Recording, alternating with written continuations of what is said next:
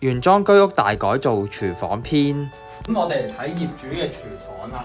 咁雖然咧個空間又唔算好大，但係我哋畫咗雖小五臟俱全，放咗個洗衣機攝咗入去啦。然之後就加咗啲收納空間，方便業主去使用。啲櫃，咁我哋又整個凹凹陷，可以啱啱好善用晒啲空間。咁嚟到佢煮食嘅位置，我哋度身訂造嗰個高度咧，係就翻業主嘅高度，咁就唔會話煮嘢食嗰陣時好辛苦啦。煮食爐嘅部分，下面就放咗個可以微波爐啦、焗嘢嘅地方，咁一樣都係會添置唔同嘅儲物空間，包括上面呢啲位，我哋全部圍個圈咧，都係有做到收納嘅。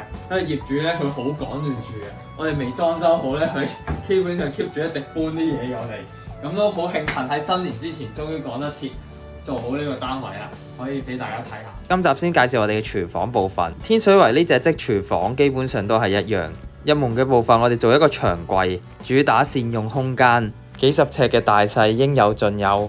由於篇幅限制，我哋呢集又主要講廚房，下一集我哋會介紹廁所嘅部分。我哋每一單裝修都會全程記錄、全程拍片。今集講住咁多先，我哋下集再見，拜拜。